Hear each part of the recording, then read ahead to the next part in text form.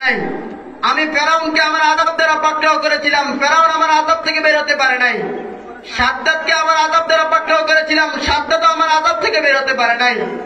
বহুত ক্ষমতাধর আমার আযাব থেকে বের হতে পারে নাই। আমি যাকে পাকড়াও করেছি সেই আমার আযাবের মধ্যে ধ্বংস হয়ে গিয়েছে। অতএব মনে রেখো, ইন্না আযাবি লাশাদীদ। আল্লাহ পাক রব্বুল আলামিন বলেন, আমার আযাব বড় কঠিন। আমি যাকে পাকড়াও করব কেউ আমার আযাব থেকে বের হতে পারবে না। মুআজ্জাজ মুহতারাম হাজিরিন, আল্লাহ পাক রব্বুল আলামিন সর্ব অবস্থায় আমাদেরকে আল্লাহ পাক রব্বুল আলামিনের নিয়ামতের শুকরিয়া আদায় করার মতো তৌফিক দান করুন। আজকের আলোচ্য বিষয় হলো শিক্ষা।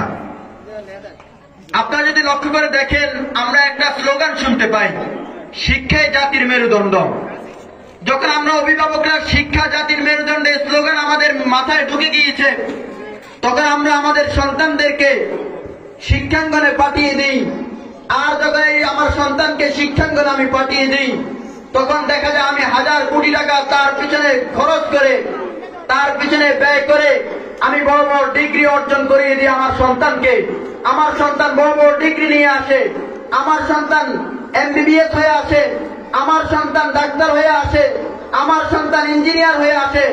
যখন আমি হাজার কোটি টাকা তার পিছিয়ে ব্যয় করার পর সে ডাক্তার ইঞ্জিনিয়ার হয়ে আসে, বড় বড় অফিসার হয়ে আসে, তখন আমার এই ডিগ্রিধারী সন্তান আমাকে কি উপহার দেয় জানেন? আমার আপনার এই সন্তান আমাদেরকে উপহার দেয় যে আমাদেরকে, বৃদ্ধাশ্রম আমাদেরকে উপহার দেয়।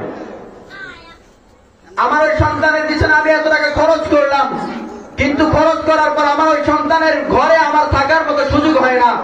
অথচ এই সন্তানের পিছনে আমি লাখ লাখ টাকা, কোটি কোটি টাকা খরচ করে দিয়েছি।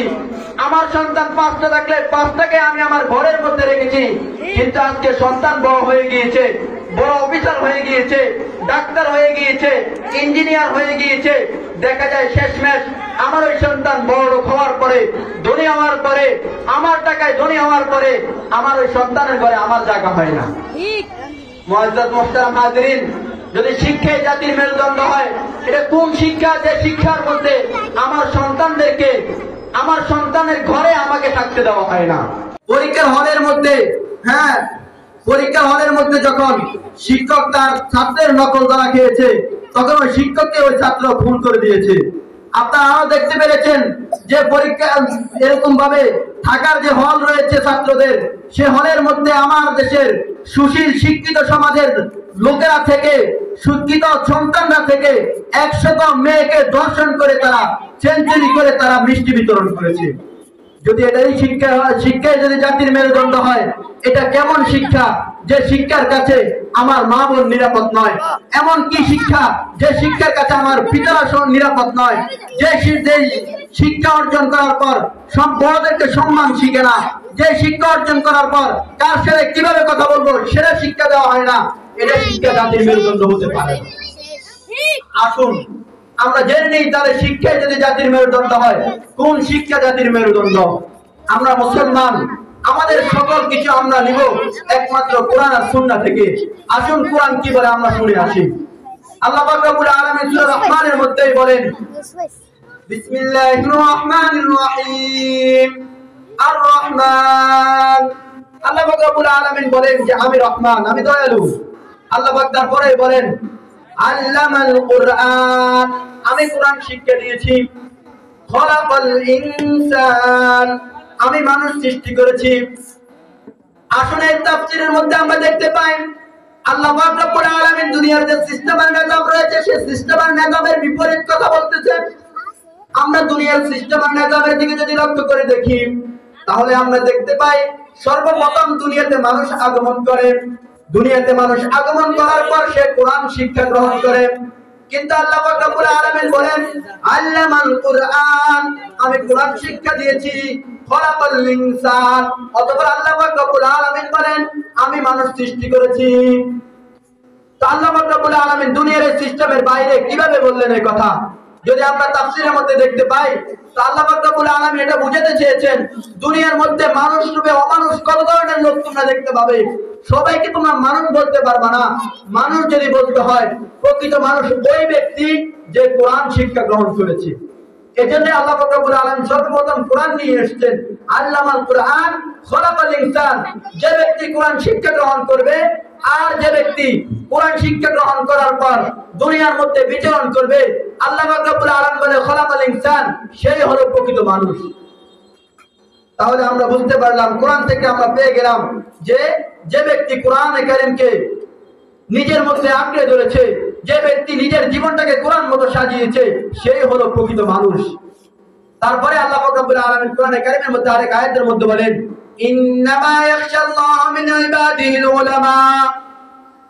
আল্লাহ পাক রব্বুল আলামিন বলেন যে দুনিয়ার মধ্যে যদি আমাকে ভয় করে, আর ভয় করনে ওরা একমাত্র আমার নিকট হলো উলামায়ে কেরাম, আমাকে প্রকৃত ভয় করে।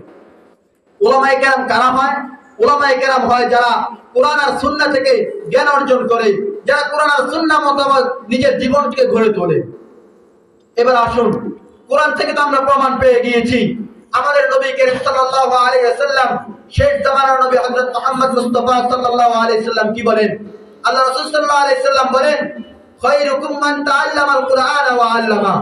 আল্লাহ রাসূল সাল্লাল্লাহু আলাইহি ওয়াসাল্লাম বলেন, দুনিয়ার মধ্যে সর্বোত্তম ওই ব্যক্তি যে কোরআন শিক্ষা গ্রহণ করে এবং কোরআনকে, যে ব্যক্তি কোরআন নিজে শিক্ষা গ্রহণ করে এবং অন্যদেরকে শেখায়। তাহলে নবী কারীম সাল্লাল্লাহু আলাইহি ওয়াসাল্লামের হাদিস থেকে আমরা বুঝতে পারলাম, দুনিয়ার মধ্যে সর্বোত্তম ব্যক্তি ওই ব্যক্তি যে কোরআন শিক্ষা গ্রহণ করে আর যে শিক্ষা দেয়। তাহলে বুঝতে পারলাম, আল্লাহ রাসূল সাল্লাল্লাহু আলাইহি ওয়াসাল্লাম বাণী দ্বারা স্পষ্ট ভাষায় বুঝতে পারলাম যে দুনিয়াতে যদি সম্মানিত কোনো লোক থেকে থাকে, তাহলে সে ওই ব্যক্তিই হবে যে কোরআন শিক্ষা গ্রহণ করে এবং শিক্ষা দেয়। এবার আসুন রাসূল কারীম সাল্লাল্লাহু আলাইহি ওয়াসাল্লামের আরেকটা হাদিস থেকে আমরা জেনে নেই। রাসূল কারীম সাল্লাল্লাহু আলাইহি ওয়াসাল্লাম আরেকটা হাদিসের মধ্যে বলেন, মা তারাকতু ফীকুম আমরাইন লান তাদিল্লু মা তামাসসাকতুম বিহিমা কিতাবাল্লাহ ওয়া সুন্নাত রাসূলি।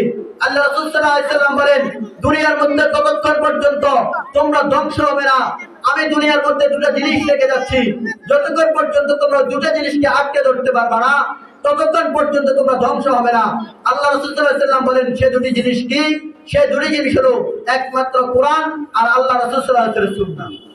যে ব্যক্তি কোরআন আর সুন্নাহকে আঁকড়ে ধরতে পারবে, যে ব্যক্তি কোরআন আর সুন্নাহকে নিজের মধ্যে পাকড়াও করে ধরবে, নিজের জীবনকে কোরআন আর সুন্নাহ দিয়ে সাজাবে, সেই হবে, সেই কখনো ধ্বংস হবে না। তাহলে কোরআন আর হাদিস দ্বারা আমরা স্পষ্ট ভাষায় বুঝতে পারলাম, যদি আমাদেরকে বলা হয় শিক্ষা জাতির মেরুদণ্ড, তাহলে আমরা বুঝতে পারবো, কোরআন আর হাদিস থেকে বুঝতে গেলাম শিক্ষা যদি জাতির মেরুদণ্ড হয়, সেটা কোন শিক্ষা? সেটা হলো একমাত্র কোরআন আর সুন্নাহর শিক্ষা।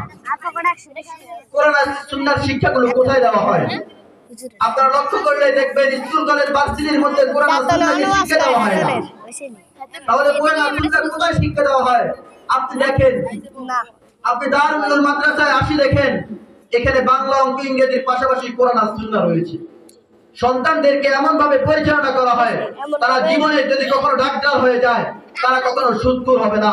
তারা জীবনে যদি কখনো বড় বড় অফিসার হয়ে যায়, তখন তারা সুদখোর হবে না।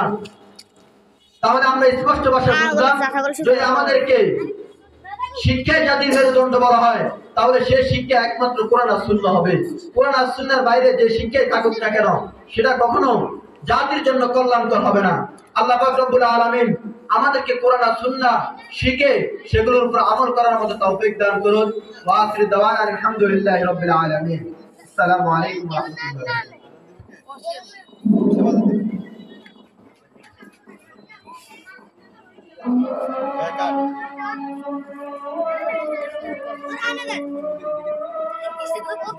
Ile foco, né? Olha,